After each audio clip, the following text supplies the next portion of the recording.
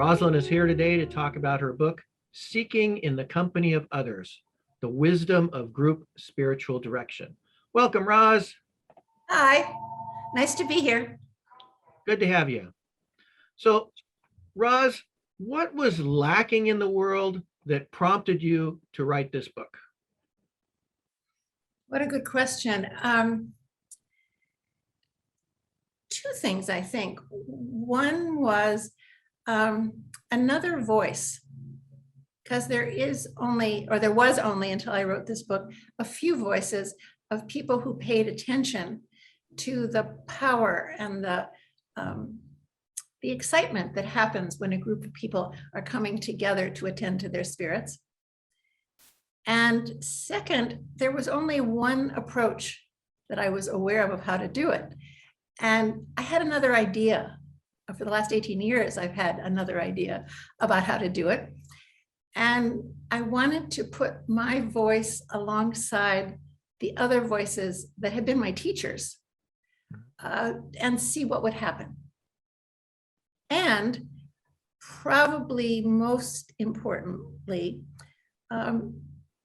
Jewish people, and I am one of them, have come to spiritual direction only in the last several decades, which doesn't mean that no Jewish person ever before the last several decades attended to their spirits, but thinking about spiritual direction in general, as many people said to me in the early 2000s when I was beginning to do my work, you sure this is a Jewish thing to do? And I believe strongly that it is, and I wanted to write about that too. All right, great.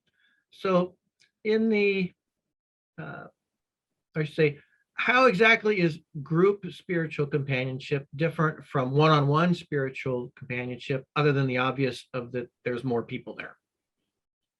There is a structure to group work, which is a little different than individual work, at least as how I do it and how I write about it. When someone comes to see me individually, and I treasure that, I do a lot of that work too, we sit together companionably, which is also true in group. But whatever is going to be talked about, the topic, let's say, is entirely in the hands and in the spirit and in the heart of the seeker, the individual directee. With the group spiritual direction that I do, there is certainly free opportunity for the seekers to say what they want to say, of course, or not speak if they don't want to. Silence is really important. But I do provide a structure. I bring material that people respond to. And people also have an opportunity to cultivate their listening ability. Because part of what is sacred about the group experience is how we listen. Mm-hmm. And then how we take what we've heard and give it back in the form of questions to the speaker, not for our own sake, but to help the seeker go deeper. Mm-hmm. Oh, great, thank you. Welcome. And you mentioned the book's perspective, and your tradition is in the Jewish tradition. So how is Jewish group spiritual direction different or similar to Christian, Buddhist, Hindu, or other faith traditions group practices? Is there a difference?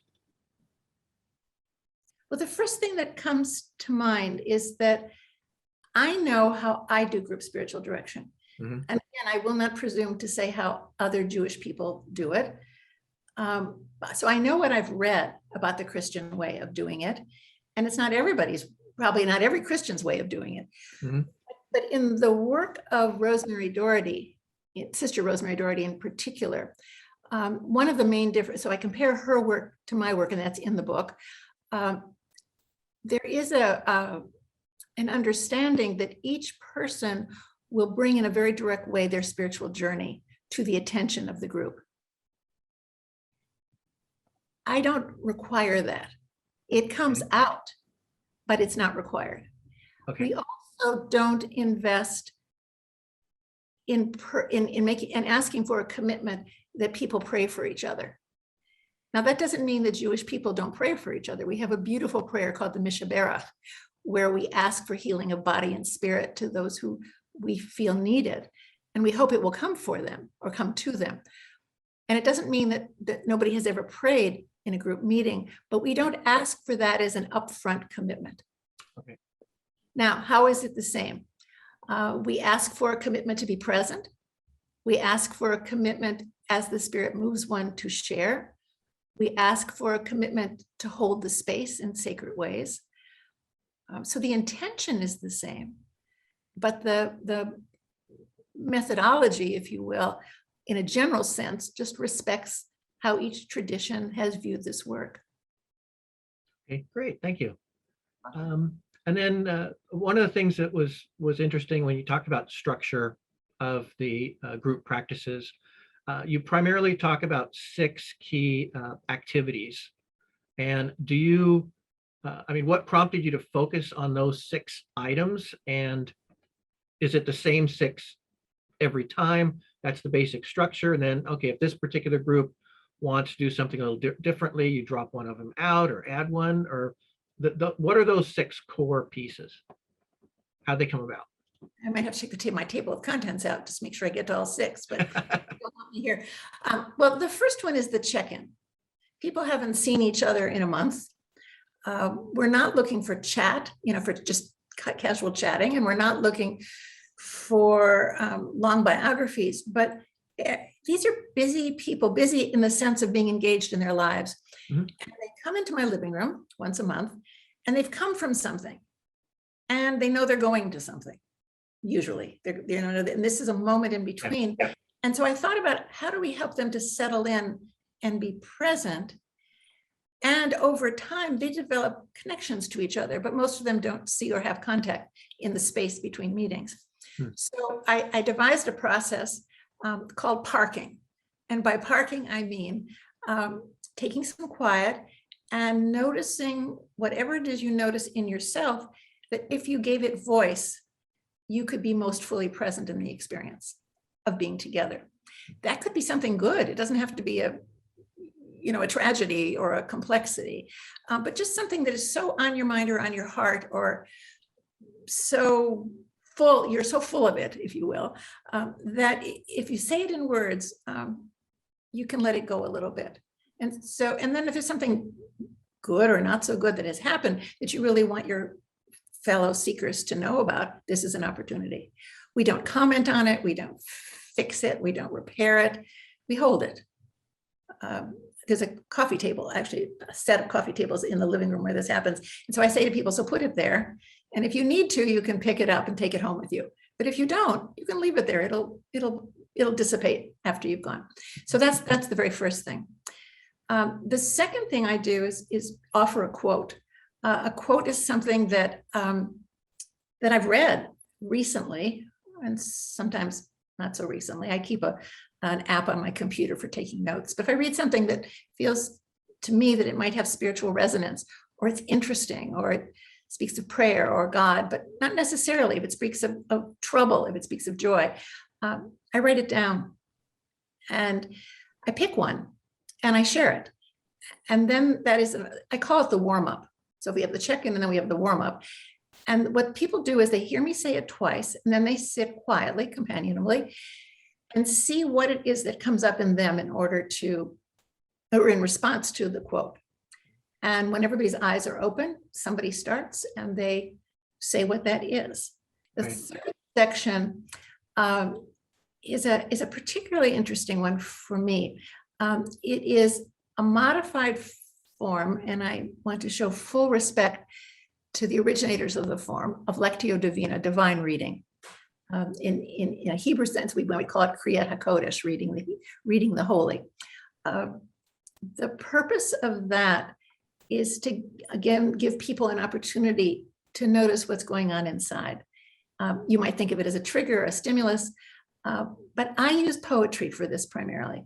It could be poetry as in the Psalms, but it also could be poetry as in Mary Oliver, or Yehuda Halevi, or anyone else that I seem to have found over the course of the month. I select the poetry, and use that in the same way within the Christian tradition. There would be primarily scripture being offered at that point. I don't do scripture except every once in a while. And the reason I don't is because most of the people who come to see me, and I hope it isn't always this way, but up to this point, are clergy. And the clergy, for the most part, know those texts. They give sermons on those texts. And it's in their heads, and they're good. I mean, I'm sure I've heard many of these people speak. They're good sermons, they're thoughtful sermons. But I'm aiming for them to notice their innards, to notice their heart, to notice their still small voice. And I think poetry is evocative that way. Mm-hmm. So I began to experiment with it in 2003 when I started doing this work. And people responded to it as if I was giving them manna in the desert. It's been very exciting for me. So they hear it, I read it twice. The instruction at that point is that they're to notice when I read what words in all that I've read. I don't do long poems, but they could go on for a couple stanzas. But in particular words resonate with them. The image that I say is that if you were seeing this poem, what words would be bolded? If you saw it on your computer screen, hold on to those words. And when I finish the second time through, just say them. And people do. Then we go into quiet, and the quiet lasts as long as people want it to last. And then they have an opportunity again to say what came up in them. And then it gets really interesting, particularly interesting, at least for me. And I think for them too. The instruction to the listeners. So we are all, well, I don't speak, I facilitate, but they are all speakers and they are all listeners. The listener is to notice what came up in them. So we become directors to each other. What came up in them in response to what the speaker was saying. But then comes the really interesting part. The instruction is to edit out whatever came up in you that has to do with you. Not that it's not important. Make a note. Think about it later, or talk about it when it's your turn. But to the speaker, you can ask a question. And the goal of the question is to help the speaker go deeper. In the beginning of a new group, sometimes even for the first 3, 4, 5 months, I'm the only questioner. But then people catch on and they figure out how to do it. And it's it becomes then the beauty of group spiritual direction, because it's not just my ears and my heart. It's everybody's ears and everybody's heart. Mm-hmm. The speaker who receives the question then has 3 choices. And I spend a lot of time in the book writing about this. They can say, wow, that makes me think, and then go right on talking. Or they can say, that's an important question. I want to make a note of it. I'm going to think about it more. I don't have anything to say about it right now, but I'm going to think about it more. Or they can say, nope, thanks, I appreciate the question, but that's not where I was going. And that is a unique opportunity in terms of human behavior. Usually somebody asks us a question, unless we're feeling obnoxious, we try to answer the question. But you don't have to. If it's not your question, it's not your question. And you don't have to defend it or justify it. But I'm always careful to teach that there's nothing wrong with the question. How can you know exactly where another person is going until they tell you that they're going? So it's experimentation, it's reception, but it also is the right to claim or not. So that's 3. Number 4, I added just a few years ago, maybe 5 or 6 years ago, at the prompting of one of the rabbis in one of my groups, who said, we never talk about prayer. How can we be doing this and never talk about prayer? So I thought about that for a while. And I thought, well, I don't want them to talk about what the rabbis meant when they put the prayer in our liturgy, or what the scholars of Christianity meant when they put something in the Christian liturgy. I want people to say who they are about that prayer at this moment in time. So what I do is I find a bit of liturgy. I have a lot of prayer books, different denominations. I look in them. I also think where we are in the holiday cycle, where we are in the year, what's going on, and I pick something, but then I write a question about it. So for example, in a group I'm going to do tomorrow, I'm starting a new group tomorrow. I want to have a chance to tell you about that because it's very exciting. I'm starting a new group tomorrow, and I'm using a line from Psalm 32, but I'm not asking people to say what the psalm is supposed to teach us. I'm asking them to consider how these two lines strike them. Is it something they could pray? Is it something that would have meaning? Does it stir them in some way for good or for not so good? So I'm looking for a personal response. I'm looking to invite them into a personal response. Then number 5 is every month I write a couple questions. That's where I'm most likely to use the word God in some form. What is your dance with God is one example. When is your present dance with God? Okay. And sometimes it has to do with where we are in the holiday cycle. Again, I'll ask a question about that. And number 6 can be brief, it can be long, depending on people, and that is looking at our process from that day. Just a little feedback. Sometimes people aren't interested in that. You know, in other words, there's nothing particular that, sometimes there is a stuckness about something or a wish to change something. That's that opportunity to ask me to change something for the next meeting. So those are the 6 parts. Excellent. Thank you so much. That was super helpful. I'm glad. And so I know it's written from a Jewish perspective, but in going through the book, it seems like any tradition that's interested in group spiritual direction would hugely benefit from going through this and looking at the different the pieces and your approach.